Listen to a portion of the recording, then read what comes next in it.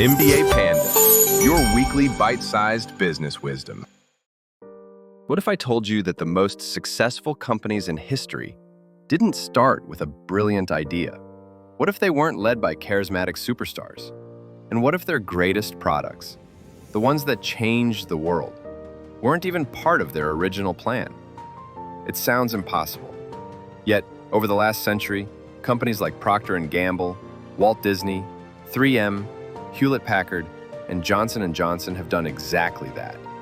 They've survived wars, economic depressions, leadership changes, and technological revolutions.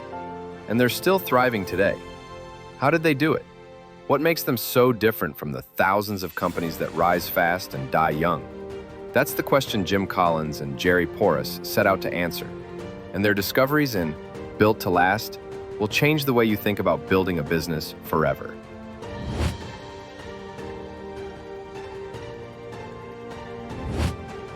When Collins and Porras started their 6-year research project, they had a bold mission: to uncover timeless principles that make great companies endure for generations.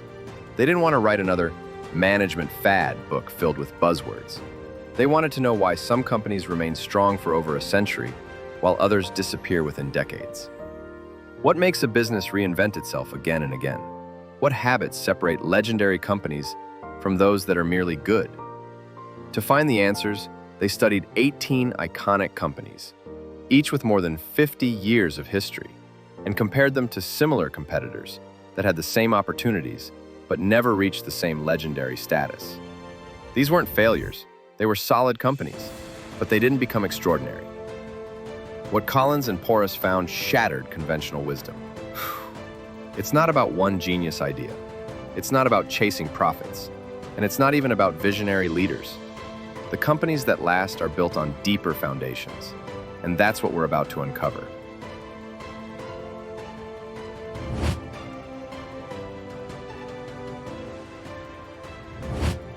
Most companies are built around one big idea or one visionary founder.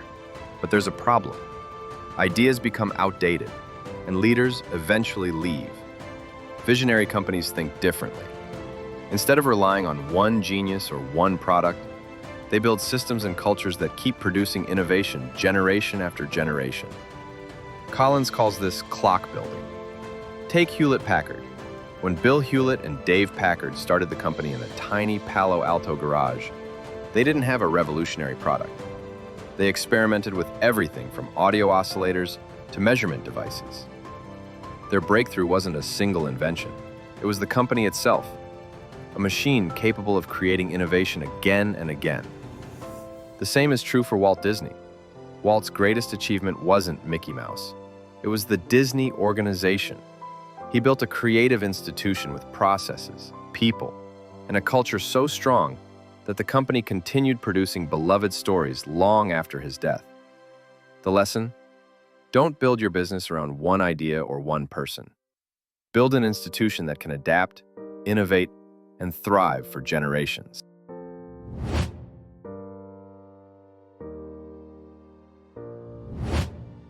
Here's one of the most surprising discoveries from the research. The most enduring companies don't exist primarily to make money. Yes, they're profitable, often more profitable than their competitors, but profit is the result, not the reason. Merck is a perfect example. Its founder, George Merck, once said, "Medicine is for the patient, not for the profits. The profits follow." That belief drove the company to develop and distribute a life-saving river blindness drug for free to millions of people in the developing world. And the goodwill and trust they built translated into long-term success. Procter & Gamble started with a simple mission: to improve everyday life. That purpose has guided everything from Ivory soap to Tide detergent, products that became household staples across the globe. When a company focuses solely on money, it chases short-term gains and loses direction. When it focuses on purpose, profit naturally follows. The lesson? Treat profit as fuel, not the destination. Build a business that exists for something larger, and money will follow impact.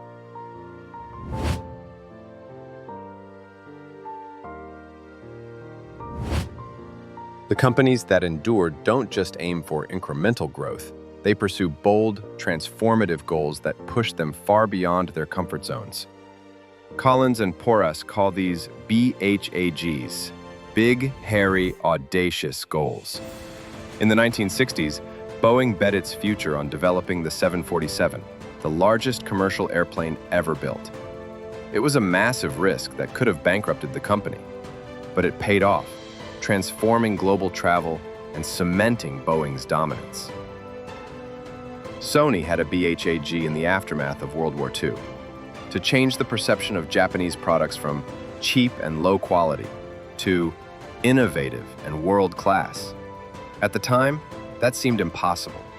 Yet, through relentless innovation, Sony achieved it, and in doing so, reshaped an entire nation's reputation.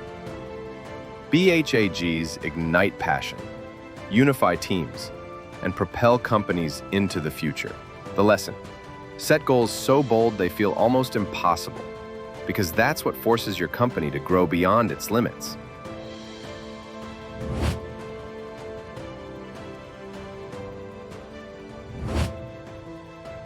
Here's a myth. Successful companies always know exactly what they're doing.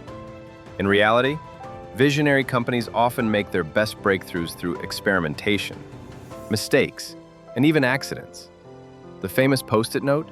It was a failed adhesive project at 3M. Walt Disney's first theme park idea? Many investors dismissed it as ridiculous, until Disneyland redefined entertainment forever. These companies behave more like living organisms than rigid machines. They adapt, evolve, and improve through constant trial and error. They try a lot of stuff, and when something works, they double down. The lesson? Don't wait for the perfect plan. Experiment boldly, learn quickly, and scale what succeeds.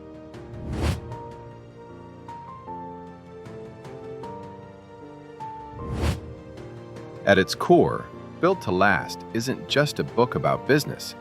It's a philosophy of creation. It's about refusing to chase quick wins or short-term profits. It's about building something that can grow, adapt, and thrive long after you're gone.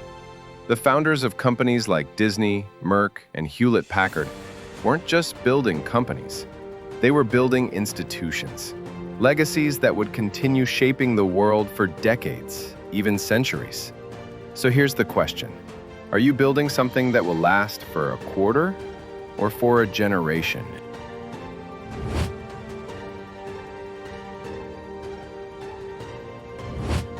If there's one thing Built to Last teaches us, it's that greatness is not an accident.